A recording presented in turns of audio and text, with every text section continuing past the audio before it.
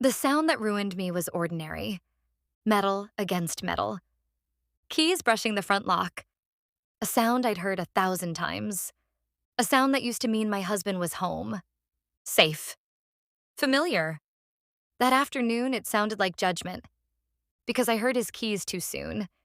And in the space between one turn of the lock and the door opening, my life split in two. People imagine getting caught is one dramatic instant. A door flung open, a scream, exposure. But real disaster often arrives a few seconds earlier, in realization, in panic, in the moment you understand there isn't enough time. That was what those keys meant. Not discovery yet, but inevitability. Daniel was supposed to be gone until 7. It was barely 5:30. I knew because I had checked the clock 3 times. Plenty of time, I'd thought. That lie people tell themselves right before everything collapses. Ryan was still there. That's what made this different. Usually, these stories begin with overlooked evidence. A receipt, a seat moved, a warm shower. This time it was worse. Because there was still a man in my house. And I heard my husband's keys. Ryan was upstairs when I froze. Shirt half buttoned, shoes in his hand. I remember hissing, "He's home." And the way Ryan's face drained. Real fear. No romance in fear.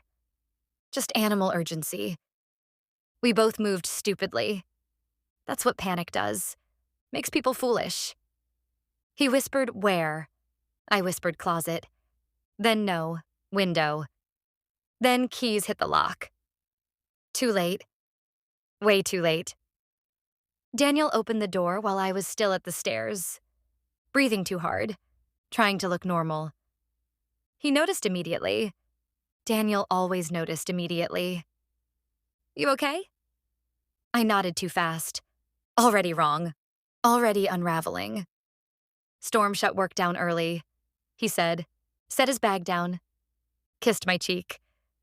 And I remember the surreal cruelty of that. Being kissed while hiding another man upstairs.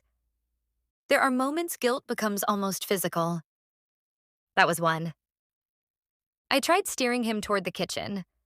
Talking too much. Offering food. Anything to keep him downstairs, which naturally made him suspicious, because normal doesn't try this hard. Then he asked, "Why are you shaking?" Simple question. Knife question. I said cold. In July. Even I heard how absurd it sounded. Then it happened. A sound from upstairs.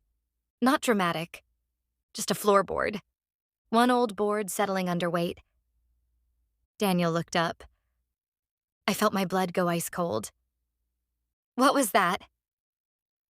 I said the house. He kept looking toward the hall. Thinking. That awful quiet thinking. Then he started walking toward the stairs. I stepped in front of him. Which was, in hindsight, almost confession. He stopped. Looked at me. Really looked. And said softly, "Move." Not angry. Certain. Which frightened me more. I didn't move.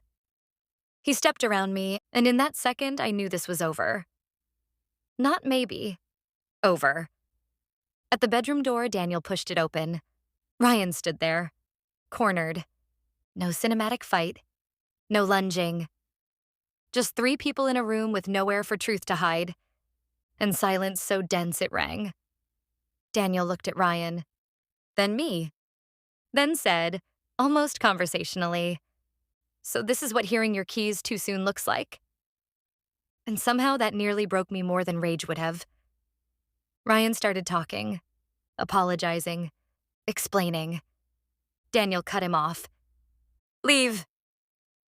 One word. Ryan left in under 30 seconds. Wouldn't meet my eyes.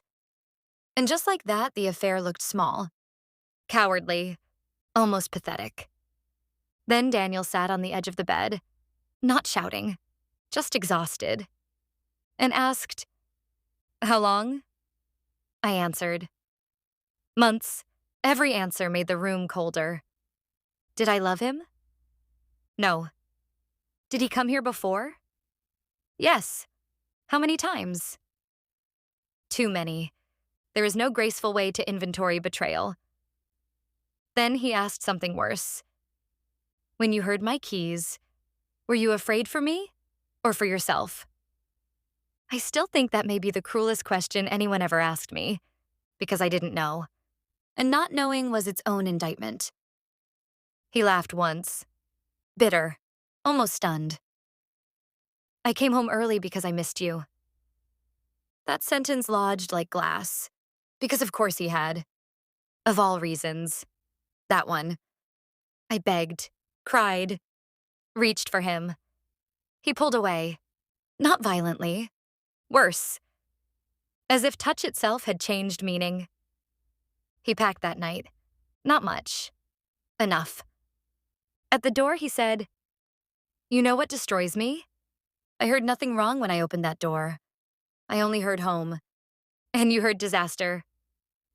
Then he left, and I understood some sentences stay with you forever.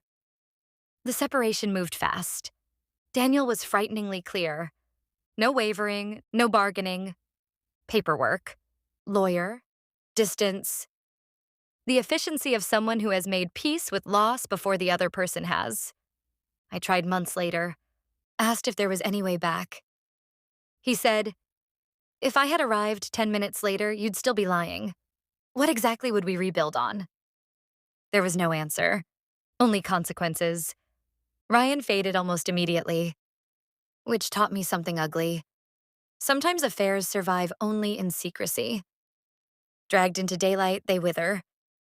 What I had risked everything for dissolved in weeks. Daniel was the real loss.